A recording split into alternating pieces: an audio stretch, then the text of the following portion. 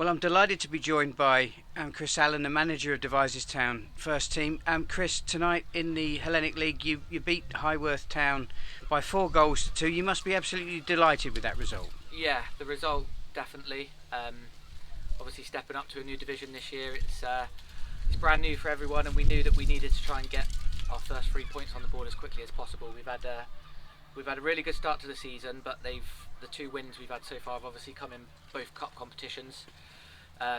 Started away in the league at Roman Glass and narrowly lost 1-0. So we knew that it was important tonight, and Highworth themselves have lost both games so far this season, but we know quite a lot about Highworth, and we knew that was no reflection on them. We know that they're a very good side, very good players, and that's the way it proved. We definitely had to ride our luck at times tonight. I thought we started the game really well, obviously on the front foot, playing passes, got a goal in, must have been in the first minute, and then things quickly changed and we really struggled to get a foothold in the game, and Highworth dominated the first half, especially going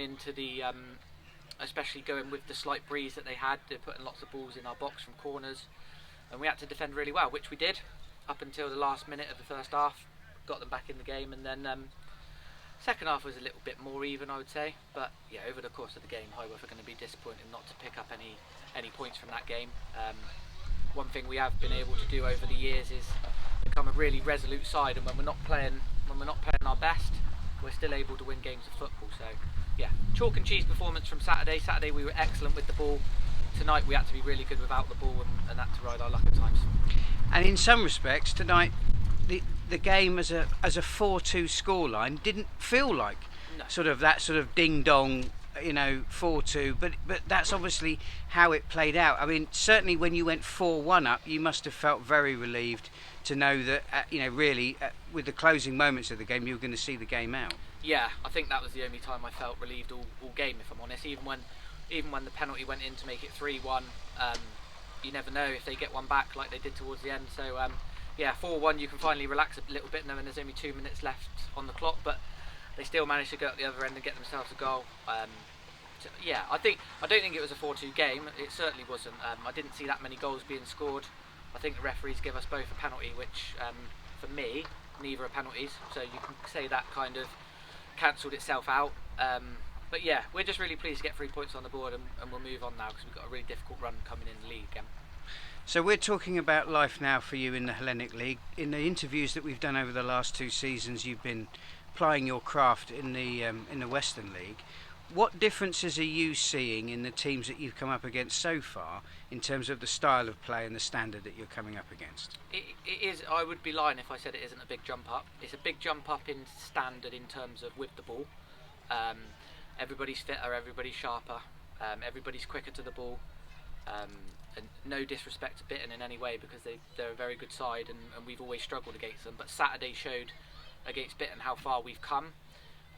We drew 0-0 with them twice last season, and this year we really dominated the game with the football. And I think our game's just progressed massively with the ball. Tonight wasn't anywhere near good enough with the ball, we have to admit that. But yeah, the levels are so much higher, and you ain't going to get a point for free this year. Absolutely not. Last year was a little bit more probably of a physical battle, and we had to match teams physically before we could go and show our quality on the ball. This year so far, it's I think 80-90% of the teams are going to want to try and play football, and that's going to be the main difference, coping with that. Tell us about the crazy world of the football manager, because before tonight you'd played more cup games than you'd played league matches. You've got more cup games coming up. It must be very difficult to get into a settled rhythm in terms of the opposition that you're coming up against, the competitions that you're playing in, and also, of course, you've got the problem that I imagine a fair few of your players may well have other commitments, family commitments, holiday commitments to juggle as well. Yeah, it's been a tricky start in terms of it being a little bit disjointed. Obviously, the league started on the Saturday, but we actually missed that game because there's 21 teams in the league. Someone misses out every week. Unfortunately, we missed the first game of the season, so we didn't start until the Wednesday night away at Roman Glass.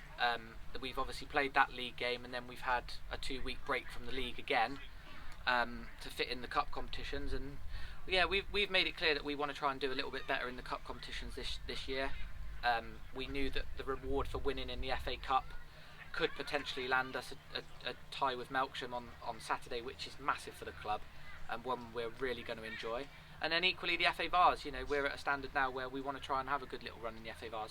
And can we go further than we've ever gone before by winning the first 2 or 3 rounds? That would be great.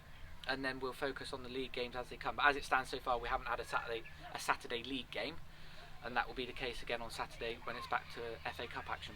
It is, and what a game that is for the players and for the supporters of this football club. The opportunity to play against a side not just at the level that Melksham are at, but of course a near neighbour. You know, the rival.